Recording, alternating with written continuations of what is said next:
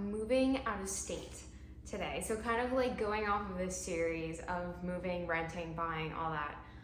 One of the big things that I still haven't really talked about is like how I moved from New Jersey to Florida alone by myself, just randomly without ever even visiting.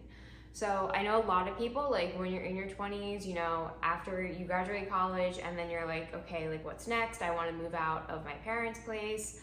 If you move back in, you know, and how do you do it? How do you actually like pick up and leave? And to me, like before I did it, it was always absolutely mind-boggling. Like I had no idea how I was gonna ever do that. Like it just seemed like, how do you actually logistically do it? How do you like take your stuff with you? Like, do you have to sell everything? Like, how do you even find somewhere to live? And especially like when you've never visited, like it's totally different if you're going around to different states or you have to because you get a job somewhere and like they need you to move to that state or something. But I think it is so I did make another list. Hopefully I can actually stay on topic. But I guess we'll address like the first overall thing about this is if you get the chance to move, especially in your 20s, so you just graduated college, basically your life is like starting, right? So you have every opportunity is out there. You get to define like your path now and you can totally like just start over and just like reinvent yourself. I think honestly, like that's the best time. Like if you are going to leave your home state, which is like one of the biggest things, because I feel like if you don't leave right after college or you don't leave, or if you go back after college, honestly, some people do that, especially right now, because it's hard to afford anything. People just get stuck there and then they end up staying there. And that's why like all my immediate family, no one's ever moved out of state like this. So everyone is still in that same general vicinity. And it's just like, you don't get to experience like so much. So if you get that opportunity and somehow you can make it work, which I will show you how you can make it work, do it. Like do it in your 20s because then, you know, people start getting married, they have kids, whatever, they get more established in their careers. And then depending on where you are, if you do have something that's like an on-site job, you can't really move because it's like, well, that's where my job is, that's where I built my career. So definitely, if you were thinking about this or you just have the itch, you want to try it out, do it early, do it now, and then like you won't get stuck there. Because so many people I see, they just get stuck in their same hometown, the same people they knew, the comforts of home. Like I think if I hadn't left, like I would still be there. So I moved in 2021, so it was like right after like COVID, like I guess started to die down maybe a little bit. It was still like going on, but it wasn't like the height of it anymore. So I was living with my mom at the time, and she thought she was gonna have to find her own another new apartment because her landlord was selling the place, and so she thought she'd have to move out. And then it was like, well, I'm not going to rent in New Jersey. I like this was my chance. So it was kind of like the kick in the pants I needed to be like, all right, this is my chance to now find my own place, but where do I want to go? And to me, like my ideal, my dream was always to be somewhere warm, where it is warm year round. So where is the warmest place? Florida. Now, my other thought was, okay, maybe somewhere in Texas. Because I also wanted like obviously a cheaper cost of living. Then New Jersey is one of the most expensive states. So obviously like, you know, California would not be out. I mean, it's definitely, California's like a whole other thing. But I was thinking like maybe North Carolina, South Carolina, but I'm like, they have winter. So I don't know. Texas, like I was like, oh, Austin, because that was one of the big places, but I don't know, I didn't know anyone ever, like no one immediate in my immediate circles that had ever moved to Texas. And Florida, like people, like I knew, so I had some vague connections down there. I've heard good things. And it had the beach culture too, which is, oh my God, like the coastal kind of vibes and everything. Like I was like, wow, like that could definitely, I could see myself down there. So, and specifically South Florida. So like the most expensive area of the country. So after that like initial research of like what area I want to be in, then you need to kind of look at like what are the apartments going for. Now, I was looking and I would think, I don't know what my budget was necessarily. I'm trying to think, like back then, because the apartment that I ended up getting was $14.75 a month. It's like so wild now to think, like I thought that was like expensive. And maybe it was also because I had never had my own apartment. I had never had anything and any bills that like I was responsible for. Like I gave my mom like some money like every month for like utilities. Like that was it. So that was like scary for me to even have that, like, oh my gosh, I had to pay my apartment, like my rent every month now. So once you've kind of nailed down the area you want, you also kind of want to see the cost of living down there. So obviously like South Florida, back then it wasn't necessarily as expensive as it is now, obviously. But like other areas of the country, like if you're gonna go somewhere in the Midwest, like it's a whole different scenario. Like apartments are cheaper, like the cost of food, transportation, all that. Like obviously if you have dreams of moving to New York, it's a whole other thing. Like it is so expensive to live there in terms of like, you know, renting and then like your transportation, food, like all that kind of stuff. So you have to kind of evaluate that situation and see like where you feel comfortable. Like make like a mock month budget, which is what I did. And I calculated this like 50,000 times. And I remember it was like, maybe it was like the night or two before I was leaving. And I was like talking to my mom, like, oh my God, like I don't think I could do this. Like doing the numbers in my head over and over. And like, oh my God, like how am I gonna have enough money every month to do this?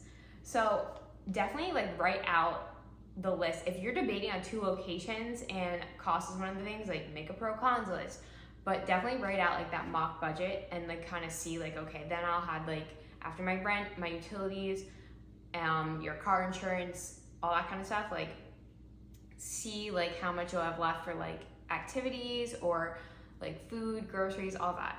And like gas too, if you are gonna be driving, like most people, depending, unless you like move to New York, like most people are gonna have a car. So after you research your area, you know the cost of living, then this is where I'm going to say, find a real estate agent. Now, you know me, I don't like most real estate agents. There's always a problem. But the woman that I ended up using to find my first apartment, down here, like whatever, like, you know, she was a little weird, but it was fine. Like it worked for what I needed it for, because obviously there was no luxury of time too. I was under a time crunch, so I wasn't like visiting the place. Now, I don't think it's not necessary to visit. Especially when it's like your first time and you're just renting and you're not like buying right away. I wouldn't necessarily like feel like you have to go and visit. Like if you have the money to do that and fly out to wherever you're going, go ahead and visit, maybe see some places, but it's a lot of stress, added stress that isn't necessary. I would get a real estate agent, find someone, try to join local Facebook groups and find someone who's recommended, multiple recommendations, make sure they have experience, and then have them show you apartments. So what I did, she would send me listings and then I would say like, okay, yeah, I'm kind of interested in this place. She would go and then she would just show me like on a FaceTime of the unit and stuff. So I kind of got an idea. Obviously, like she's all the way in Florida and I'm all the way in New Jersey, so it was the easiest way. But honestly, that worked and it was just a lot more efficient. Like it took the stress, like I didn't have to waste money like flying down and coming back. So especially if you are under a time crunch for some reason, like I was, I would definitely go that route. And that's like a one time where it is good to use a real estate agent when you're just looking for an apartment. Like you can do yourself, but I mean, sometimes they have like direct listing agents too, but when you also don't know the area at all, it's good to have someone down there who does kind of know and is like, okay, like this place is safe for like a single, 20-year-old, So after you kind of like see your options of apartments, I'm gonna say this is where you also need to evaluate, like this kind of goes, maybe like this is like the first step, but make sure you have savings and you know your money situation. So I finally felt really like safe and secure moving down alone by myself because I got like a full-time salary job for the first time. Now I got the job in May and I was moving in Well, I moved down in August, so the job was still pretty new. And because the only other employment I had ever had was my own business and then like contract work, so when I had to put down my deposit, because when you rent, typically it's first month's rent, last month's rent, and then your security deposit, which can vary. So it can be another month of rent, or it can be like a couple $100 depending on like credit score and all that. But I had a letter, my employment letter that I had, I sent that to the landlord or whatever, because she needed to see like consistent, income. And I had my blog income for my business, but it's so much easier to rent, to buy, to do anything when you have a W-2. So because it was still such a new job, I sent that, saying that, yeah, like I will have this income, consistently every month, because sometimes you show like your bank statements and all of that kind of stuff. But once you kind of know how much money you're gonna be bringing in every month, but like besides that, like that is gonna help you obviously with like your monthly bills and stuff, but you need to have savings. Like you have to have savings before you do this. So because if you're by yourself, you move all the way down to a completely new state, you have no idea what's going on, you have no safety net, you have no family to help you, you gotta have the emergency fund. And by emergency fund, I mean like not just 1 month of savings, like multiple months, like a full year, honestly. If you can have that amount of money, a full year worth of living expenses, I definitely say like do it. I'd say 6 months minimum of like emergency savings if you're gonna move and do like a huge cross country move by yourself. It really, like, some people might be like, oh yeah, like 3 months. Like no, especially right now, if you're doing this right now, in 2024, and the job market is like it is, and just the cost of living is so crazy, you gotta have like a full year, honestly. And then, that's how I would feel secure. Even that, I wouldn't feel secure, but you have to have a very large emergency fund, a lot of savings, because besides just moving out and paying that full deposit, right? Well, at least you know that you won't have to pay your first month or your last month's rent. This is coming into the next step here, is packing. And basically when you're moving out of state, and it's not just like 1 or 2 states over, it's like a cross country move, which is what I did. The whole moving, this is like one of the most stressful things. And moving is one of the most stressful events in your life. They say like marriage, death, what is it, like all that kind of stuff is like the most stressful events. Moving is definitely one of them. You can't really, I assume if you're like a young person, you don't have like a household worth of things. So I didn't have like furniture. I had like my, little kid bed. I'm a proud owner of a twin bed, and whatever. That's another story. But like I didn't have a couch. Like I didn't have, I even had like this cheap desk. Like I just had like a dresser. I did have a ton of weights and workout equipment, and a ton of kitchen appliances and a lot of breakable things. So I had a lot of little things, but it wasn't like big furniture. So if you do have big furniture for some reason, that's the kind of stuff where I would say like don't bring it. That's the kind of stuff that's a lot easier to just get when you're down there. So think in terms of savings and stuff. You have, okay, your full deposit for your apartment, but you need to make sure that you also have money to just get some things, because you're moving to a whole new area. Like it's just, obviously you're gonna bring your essential stuff, but then when it comes to like furniture, if you need that kind of thing, make sure you have enough for that. One of the things that, now because I had so many little things and tech stuff, like a lot of things that obviously I can bring so much on a plane, but, so first of all, this was not a move where I could just like drive down. And for the most part, I'm gonna say don't drive, like unless it's like a state or 2 over, yeah. But again, you can get a U-Haul and like attach that to your car.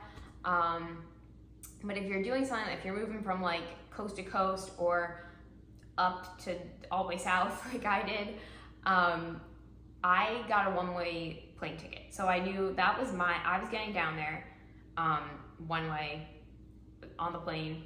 So I had my carry-on, and I think we did check luggage. So I brought like my cameras and like my laptops and like certain things I would need like right after I got off the plane. I had all of that packed up.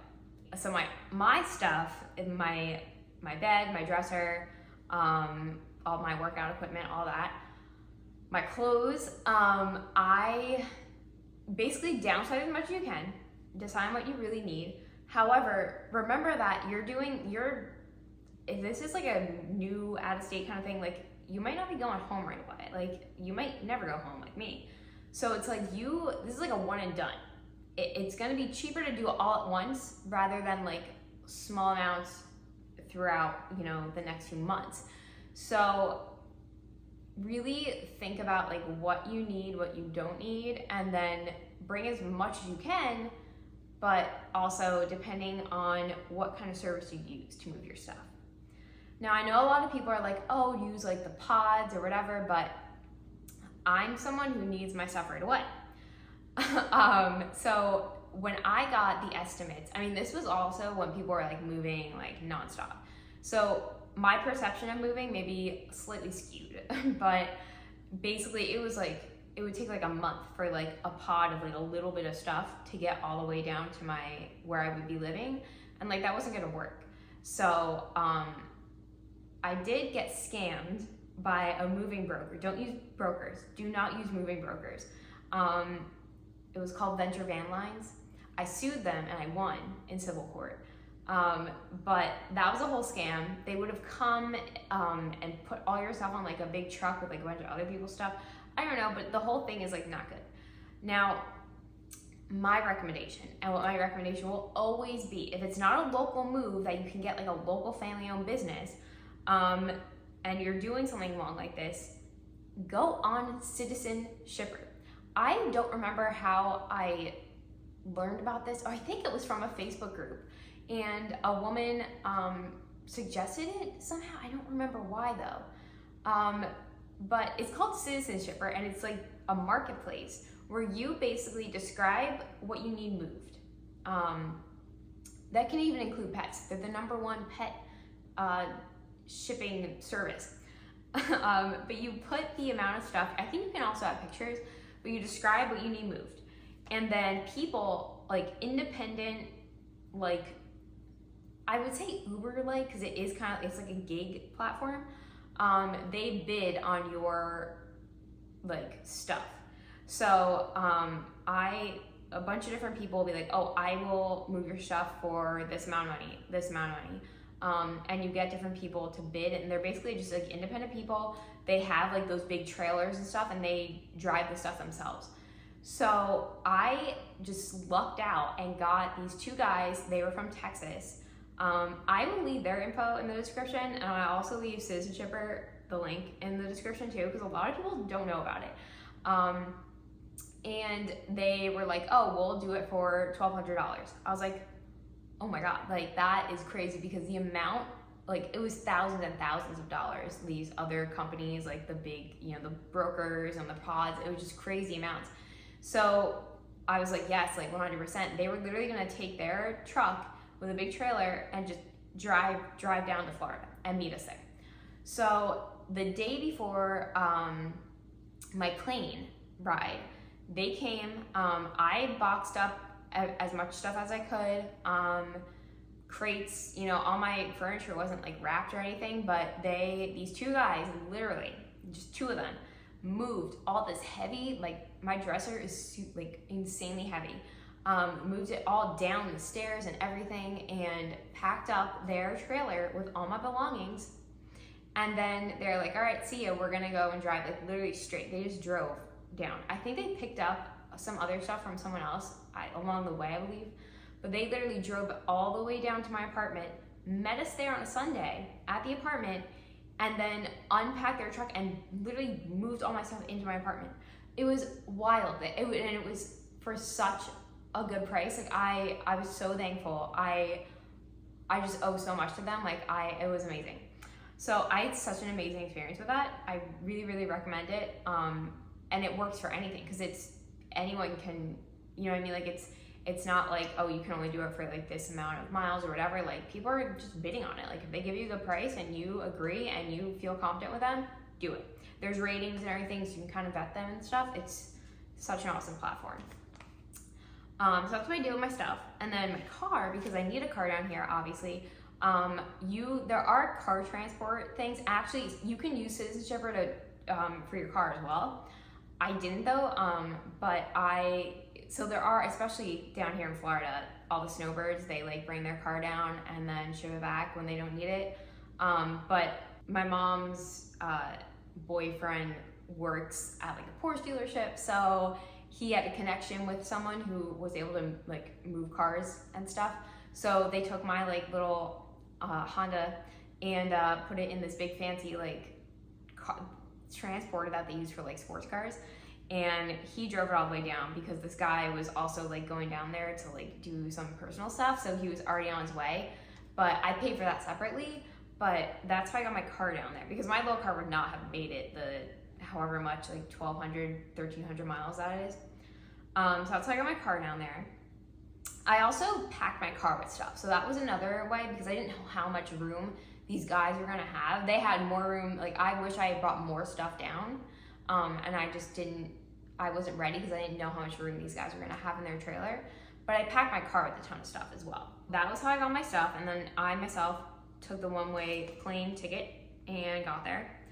And then the other thing to do before you get there though is your utilities. So it depends on your apartment. A lot of times your water's included, maybe cables included and all that. But I got my electric set up before I moved down.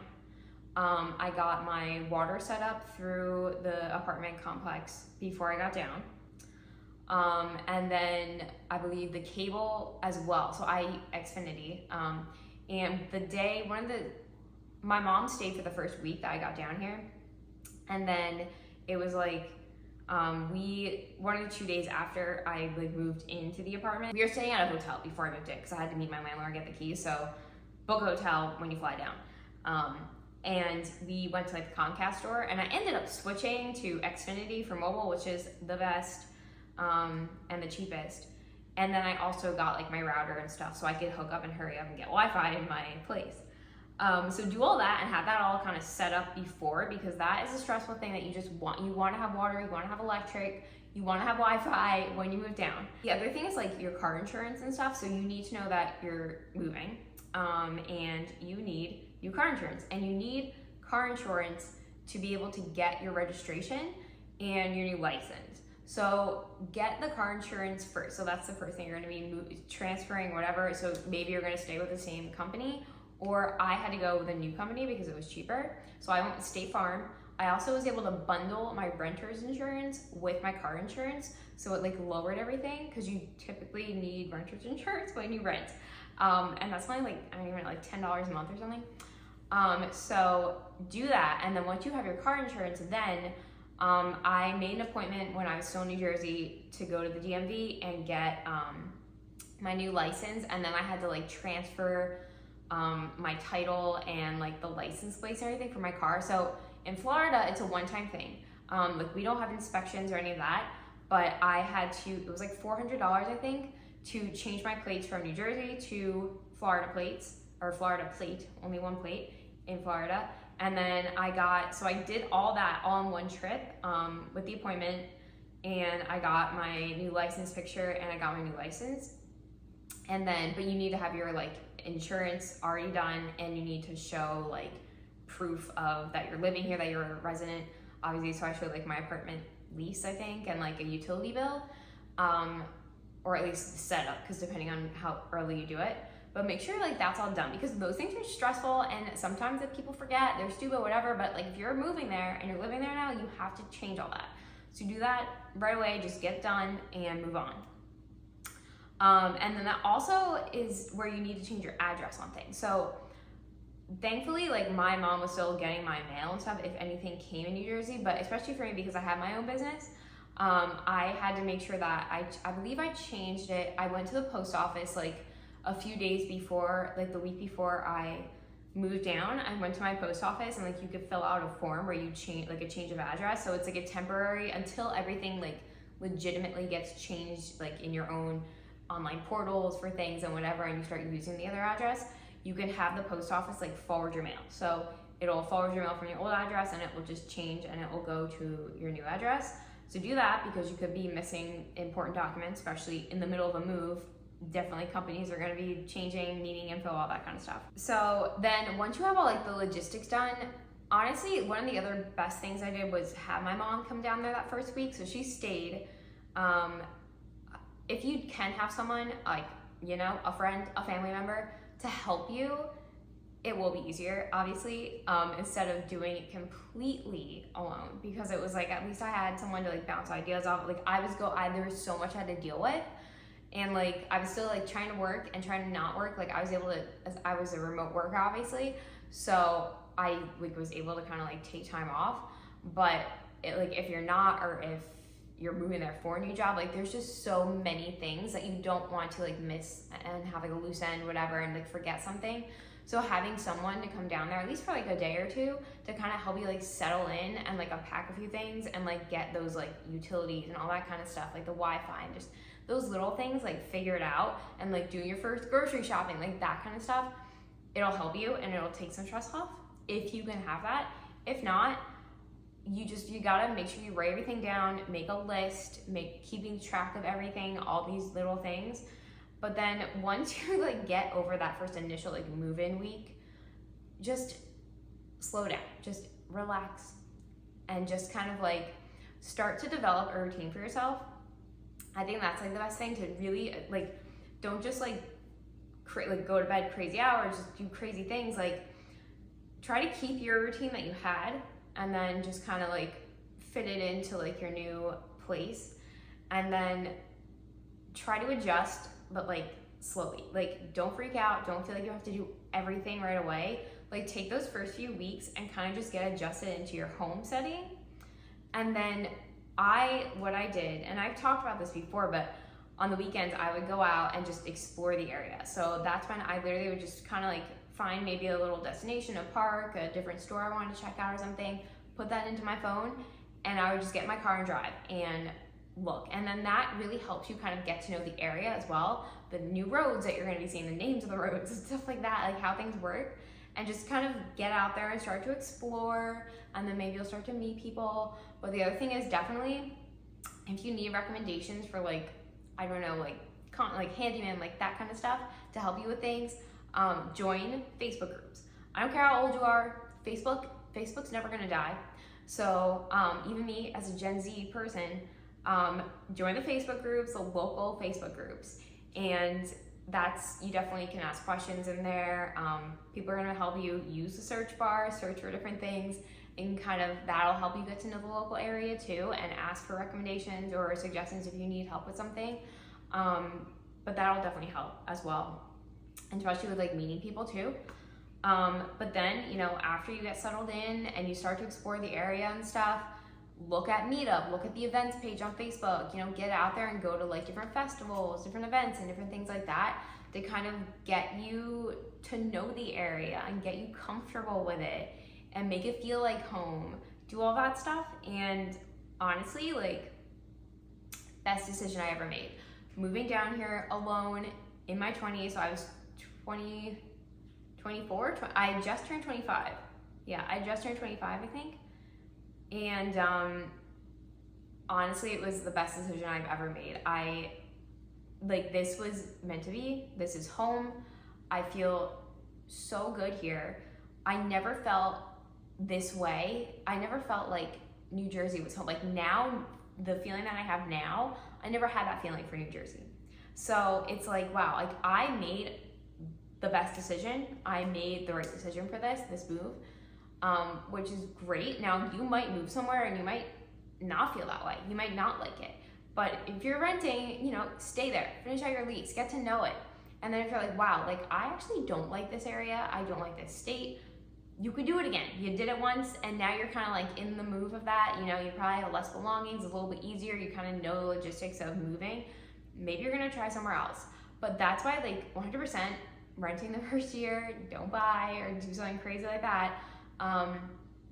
But it's like, that's the time to do it. Like, when you don't have any ties, like, it's all on you, live your independent life, and you can totally just reinvent yourself and start a new life. And that's what I did. And like, everything is on you. Like, that's it, your own little place, you can start a new story because no one knows you there, you know? It's like, it's crazy and it's amazing, and don't be scared. It doesn't work out. It seems absolutely mind-boggling before you do it, but once you get into it, it's just kind of like tunnel vision. You just go. You don't think about everything else. You just keep your eye on the prize, and then once you get there, it's like it's in a whole new world, and it is so amazing, and the amount of independence and confidence that you get in yourself. So 100% recommend. If you're thinking about doing that, do it. It's the time to do it. If you don't do it when you're young like this, and you don't have all these like responsibilities necessarily, I don't think you're gonna do it. Once you're older, it's a lot harder. So do it when you're still single, free, independent, and don't look back. And it's gonna be an amazing decision. It's so scary, but it is so rewarding. So yeah. Let me know if you did this, if you just moved cross country alone by yourself, left your home state and started a whole new life. I want to hear your stories. They're always inspiring. I love hearing them. I love talking about my experience. Yeah, so I will see you back here next week. Like, comment, subscribe, and also let me know if you have any other questions and stuff, because I would love to continue talking about this and like address like specific questions. So bye guys.